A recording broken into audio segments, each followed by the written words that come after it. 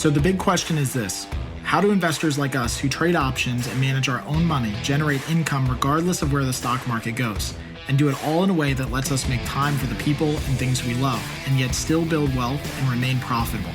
That's the question, and this podcast will give you the answer. I'm your host, Kirk Duplessis, and you're listening to the Daily Call from Option Alpha.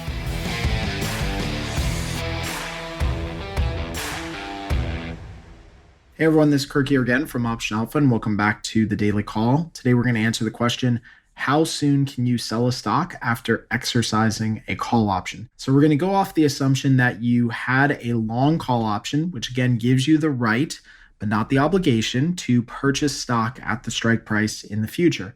And let's say that you acted on that right and you purchased or exercised your call option, which therefore allowed you to purchase stock at your strike price.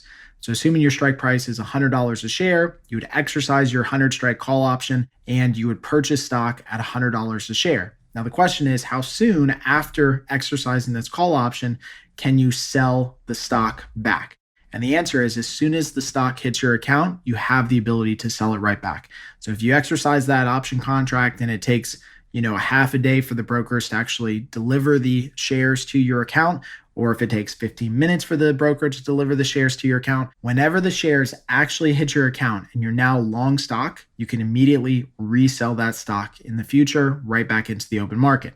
Now, even though that's logistically how it goes, the other side of this is, I don't know why you would want to do this immediately. So if you are in the position where you're thinking about exercising a call option and then selling the stock, that would be the equivalent of just closing out the call option and selling it back in the open market. In fact, you'd probably save a lot of money and you wouldn't give up any time decay or volatility premium that's left in the option position. So my feeling is that anybody who's going to exercise a call option and hold stock has hopefully a longer term outlook, or at least a medium term outlook that the stock is going to continue to move higher, in which case they want to own shares and want to hold shares. It's probably not the best way to go to exercise a call option and then immediately sell stock.